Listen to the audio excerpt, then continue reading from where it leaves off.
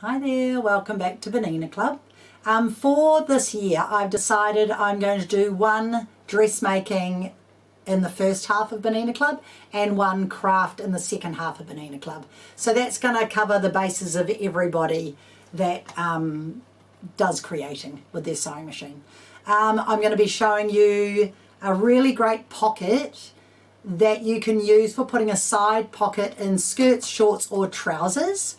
I have used a new look pattern 6644 and this is the pattern I have used today, and I have made the trousers out of a fabric called bengaline. Now bengaline is a wonderful knit fabric that's very firm, and I have done these trousers here, and this fabric actually got water stained when we had a little flood at work. And so the bottom half of the fabric had this bit of water staining on it, but the length was long enough to get my trousers out, and I put the water staining inside in the pockets because no one's going to look inside the pockets. So this pattern has, it's like a cargo pant. It has the pockets down the side, which are really smart. And this is the side pocket that I'm going to teach you today, and you can do this little feature of top stitching onto your pocket and sewing a braid on, but these pockets keep very flat. So normally when you put a side pocket on, it makes you look bigger because the side pocket sticks out. This side pocket doesn't, it sits very flat. Now the secret is the bengaline is a firm knit fabric. And the other thing is you don't overlock. Everything is raw edged because it does not fray. The pants can either have a elastic around the bottom with a cuff, or you can do a cuff like I have by tabbing it up, or these trousers could be long. On the back of the pants they have your two back pockets here, and the best part is they're elasticized, so it has 3 rows of casing in it. The top and the bottom one is elastic, and the middle one is a braid. Now I've used the same braid as I've teamed up on the side of my pocket, so when I pull it through you can see the pocket. Now what I'll do in the break before the second part, I'll put them on so you can actually see them. They fit really well, and they're very comfortable.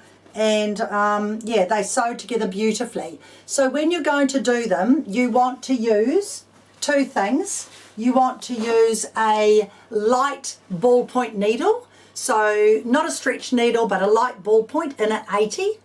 I'm going to use a brighter colour thread so you can see exactly the stitching today, and I'm just going to do a sample because I don't need to make another pair. However, I'm going to do all the stitching with a bright colour. So what I've got here is my front of my pants, and I have drawn in blue so you can see it, the little detailing I'm going to do on my front of my pants. So the first thing you do is you turn your shorts around so you have got your right sides facing up. So I'll just show you. I have my back and my front, the right side facing up. I'll go backwards so you can see.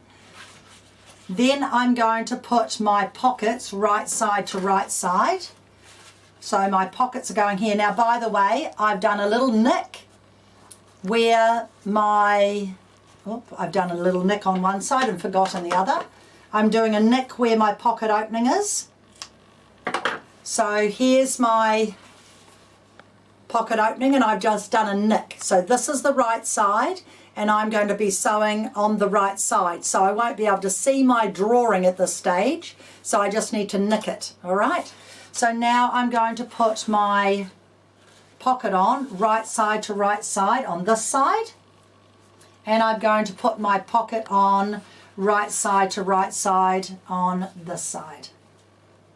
Okay, so the first thing I'm going to do is remove all of this because I need my iron on. And the next thing I'm going to do is move that over so I can actually use my iron. So get yourself all set up. I've got my little mini iron here. So when you're going to be stitching a seam on stretch fabric or on any fabric, you always put your right side to right side. Sorry, the meowing is my cat. He thinks it's dinner time. And I'm going to pin these two. Now the most important part of doing this pocket today is your seam allowance. So the first row of stitching you're going to do is going to be a 1 centimetre seam. So you get your trusty little sewing gauge, and this is one of the best things in your sewing room, and you're going to sit your foot on the edge of your fabric, so the raw edges. Now I'm using a 1D foot, so it's quite a big foot. Doesn't matter what machine you've got or what foot you've got, you're going to put your sewing gauge, this red part, on the edge of your foot, and you're going to be moving your needle position until the needle gets on the edge of your ruler. So basically you're doing an exact 1 centimetre seam. So I'm just laying this down and I'm moving my needle position and then putting my needle down to see if it's exactly 1 centimetre, which it is. So with the 1D foot, I only needed it to move one stitch to the left. So one needle position to the left. So now what I'm going to do is I'm just going to start sewing. Remember, on these machines, hold your thread out to the side when you start. And I'm just going to sew my side seam. I don't need to back stitch, it's all going to be restitched anyway. And I'm going to sew with my 1 centimetre seam straight down to the bottom of my pocket. And I'm going to do the same on the other side. Don't worry, I don't need to leave an opening yet. Okay, I can cut that and I'll do the other pocket. Isn't it wonderful when you cut and it lifts the foot up? It's so good. So now I'm going to sew my other pocket. So 1 centimetre seam all the way. Whether you go from the top down or the bottom up makes no difference.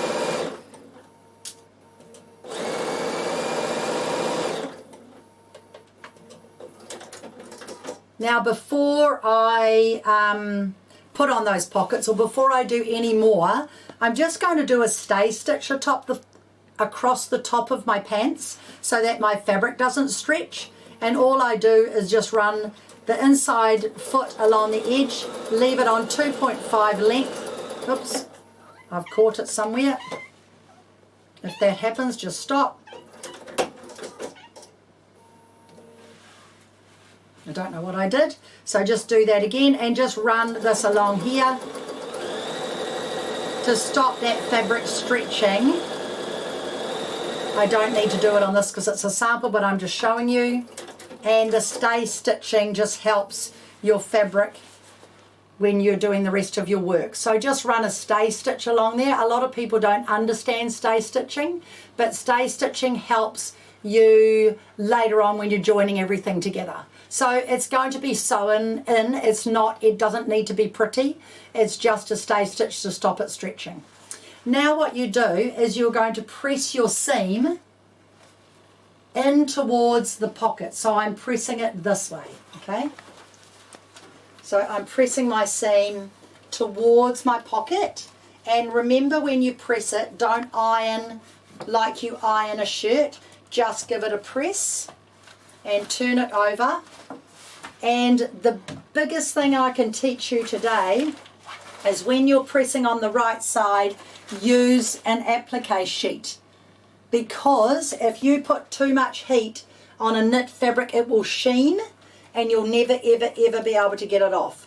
So an applique sheet, we sell them, they're brilliant. It just means that you can iron and don't have to worry about scorching your fabric or making your fabric shiny. So there you can see that's my pressing. So this is the back of my garment. Now I'm going to press the front of my garment. Now I don't normally use the water erasable pen. I normally use pencil. I'm using this just for the video because if I iron on this, it's going to heat set it and I can't get it out. So don't use a water erasable pen. I'm just using it for the video to show you today. I use a pencil. So I'm just going to press my seam away.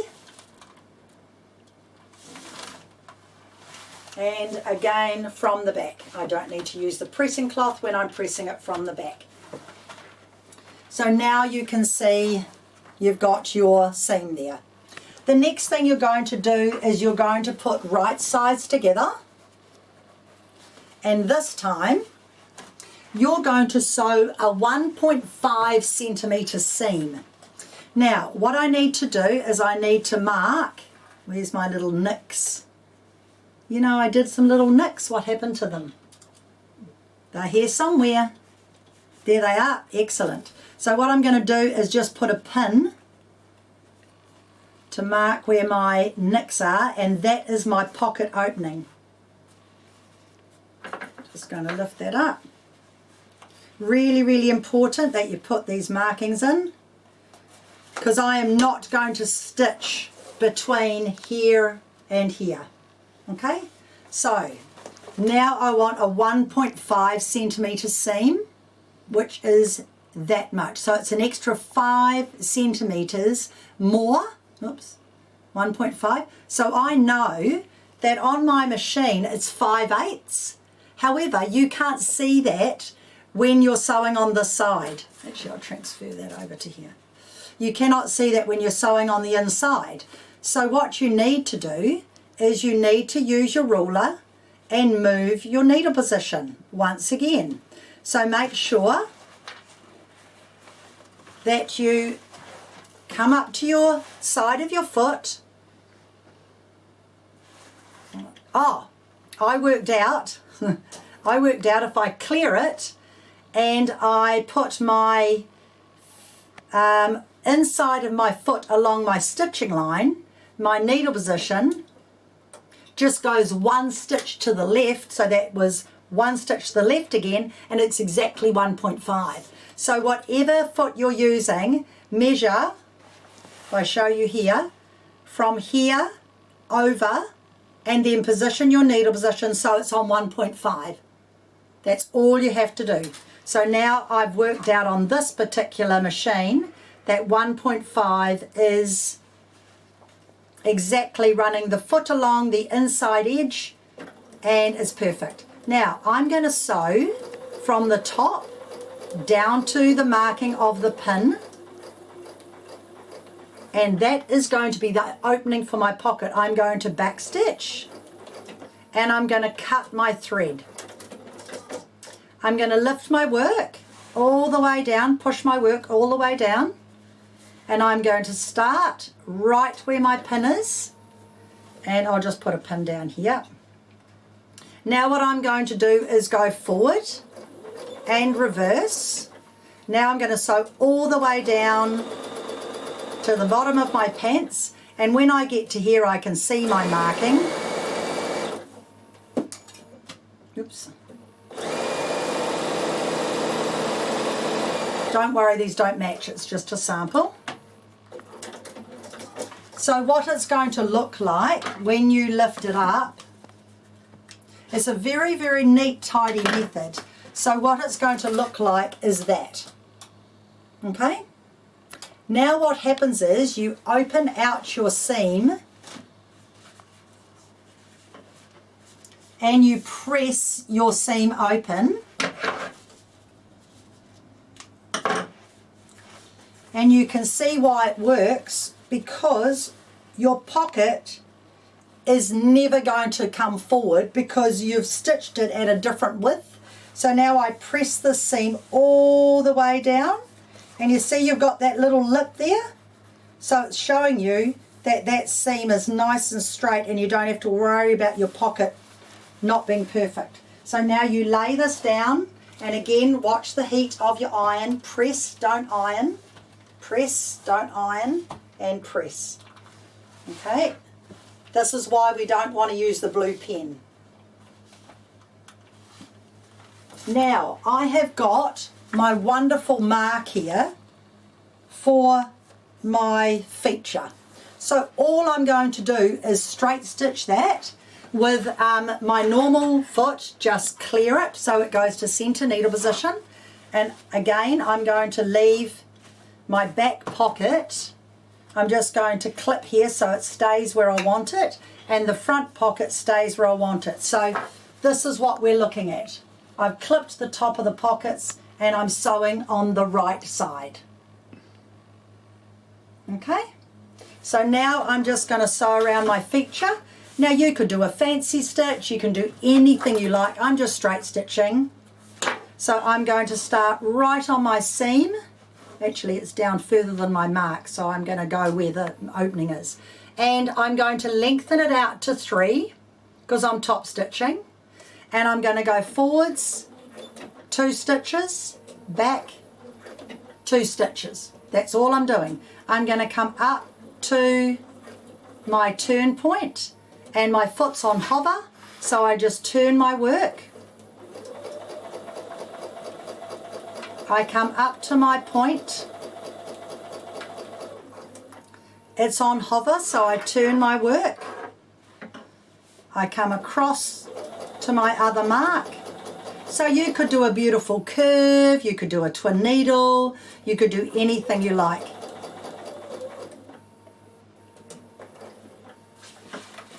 Hover, come to the end.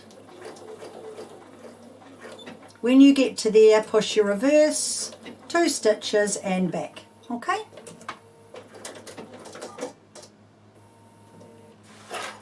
And now you can see I've still got my opening, but I've got my feature stitching. So the next thing we want to do is we want to get a braid. I've dropped one. And I'm just using these wonderful 6mm braids that we sell. We have plains, we have checks, we have stripes, and they are just a really lovely little braid. Some of them are made in Japan, some of them we get from America, some of them we get from Australia, some of them are New Zealand made. We have loads of different ones. So when you've cut your size, it needs to be just a little bit longer than your opening. And you need to fray check it. Now, unfortunately, you can't buy fray check anymore.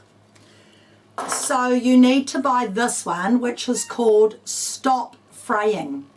Now, the reason why we've got this one is because it dries clear. So I've previously dabbed these and it's completely dried clear. I don't have to worry. So all I'm going to do, don't know why I did 2 because I'm only doing one side of the pants. All I'm going to do is turn under the top edge just a little bit, and I'm going to lay it right beside my opening. So turn it over, pin it and start it at the top of your pocket. So pin it, don't clip it, pin, you definitely need a pin for this. So pin it there. Maybe we should have fed the cat first because he thinks it's dinner time and it's actually past his dinner time. That's why he's meowing. So I can hear Helen growling at me right now because I haven't fed the cat. And then come down and turn to the other end under. And I'm going to use my number 10 edge stitch foot. Now the number 10 edge stitch foot is going to run along the side of my braid and then up the other side. You could use the number 5 foot, which is your blind hemming foot if you don't have an edge stitch foot, because we're putting our needle position to the left. So if you don't have a number 10 edge stitch foot, you could get away with number 5. And I like to always start from the inside pocket and go around. So this time, make sure everything's sitting flat.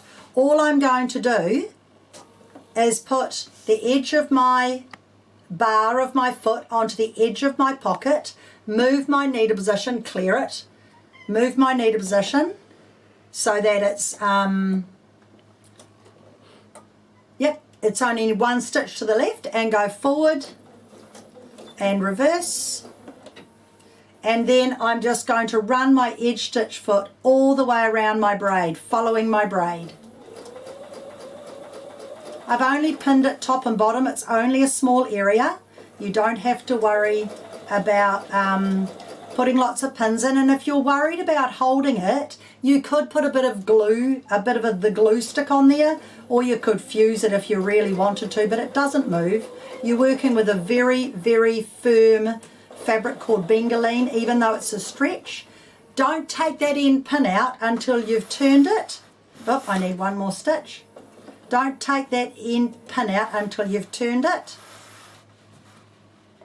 and you're ready to sew. All right, now I'm going to stitch across the bottom. 1, 2, 3, and turn. And now I'm going to go up the other side. Normally I'd put cream thread on, but it's just a sample and it's just to show you.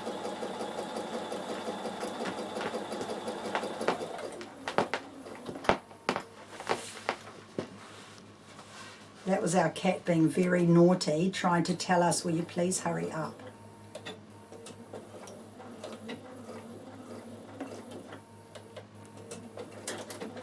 Now he's hiding under the chair, so we're in big trouble.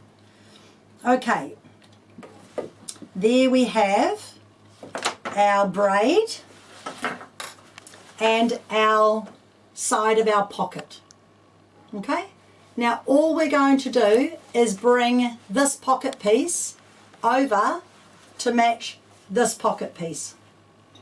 Okay, so all we're doing is bringing our pockets over to join up together, and you can pin it if you like, but you're going to move your side seams there and you're just going to pin that in and you're going to sew up to that edge. So obviously I need to put my standard foot back on. So I remember I had a 1D on earlier, so I'm going to put my 1D foot back on, put my jewel feet on, and I'm just going to do my 1.5 seam, which is 5/8. I'll clear it because you move the needle position.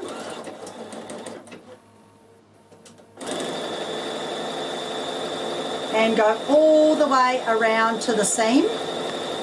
The beauty of the jewel feed is it feeding that so well. If you have a very high stretch fabric, you could use a walking foot, but this isn't a high stretch and it's working perfectly with the jewel feed.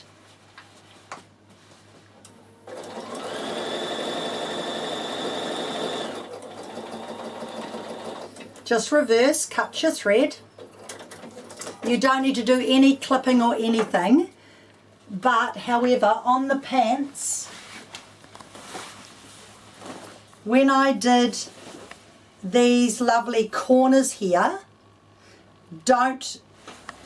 I'll show you, don't go clip, clip, clip, clip, go, oh I've cut that by mistake, do pizzas. Okay, just do 3 pizza cuts around those curves if you're making the pockets. Don't clip, clip, clip. The reason being, when I turn that through, if it was that pocket, I'd get a nice smooth finish. Okay, so no pizza, just do pizza cuts, no clipping. Now this is my pocket finish. So now all I'm going to do, lay my pants down and I simply stitch across my pocket to hold it. And so I actually do the stay stitching for that front at that time. And there you have your lovely side pocket. Very nice, and a nice feature. So like I said, this could be a fancy stitch or it could be a braid, but I think it's a very, very nice finish. So that's the beige one, and I'll just show you, I did a black one to show you as well for a sample, and I've just teamed it up with a grey braid just to show you what it looks like. Now the last thing you need to do, at the bottom of your pocket and on your notes, I tell you to clip your seam. So what it means is you just come to the bottom of your pocket and you clip right to your seam. So when you open your trousers up and you press your seam, you can I'll just press it and show you, you can easily sit it flat because you want to do all of that now before you sew the rest of your pants up. But it's a wonderful, wonderful finish.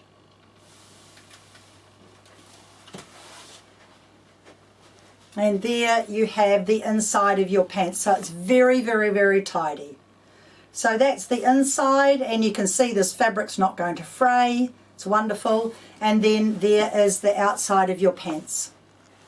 So I think it's something, even if you're not going to do it now, I think I'd make a sample so that you've always got it in your sewing room and you can refer back to it. You don't need to do the braid, you don't need to do the pocket at all like that, the outer, which I mean the top stitching, but the pocket itself is brilliant. So what I'm going to do is feed my cat, because he's getting really grumpy, and I'm going to put my trousers on, and then you can see them after the break, and then I'll come back and show you the second part of Bernina Club. So I will see you soon.